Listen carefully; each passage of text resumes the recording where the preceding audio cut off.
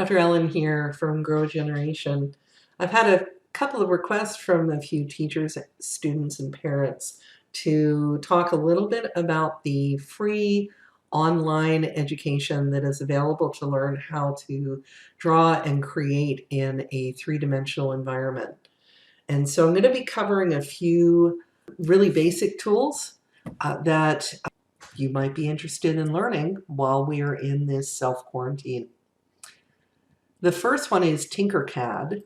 Tinkercad is for kids, but it's also for teachers and adults who have never designed in a 3D environment. For those of us who didn't grow up playing Minecraft, this is a really good way to get acquainted. You get some starters here where they take you through starter programs of how to coordinate and see things in 3 dimensions. They then have some lessons that you can go through that enable you to learn the particular controls in the Tinkercad environment.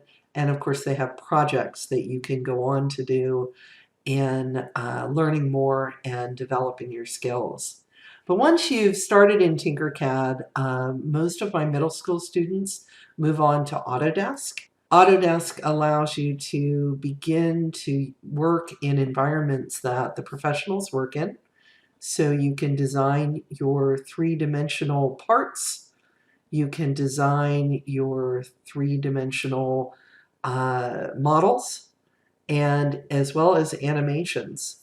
And so Autodesk is, again, what professionals use and what we have a chance to begin to learn with their free student tutorials and free introductions. The final software that some of my students have used is called ANSYS. ANSYS is for the engineering student to not only learn how to model in 3D, but then to put your three-dimensional model into a simulation environment and find out what the fluid structure interaction is, what the air turbulence might do to it. The ANSYS software is definitely for more advanced. Again, there's free tutorials that are available out there that enable you to learn all three of these. So in the next 2 videos, I'm going to be introducing them a little bit more, showing you how to sign up and to get your free software. I encourage all of you to consider learning this modeling in 3D. You can send your 3D models out to companies like Shapeways. They will print your models and send them back to you. And of course, when we're through this crisis, you can begin again using the 3D printers that might be in your schools, in your public libraries now, and in some of your community centers.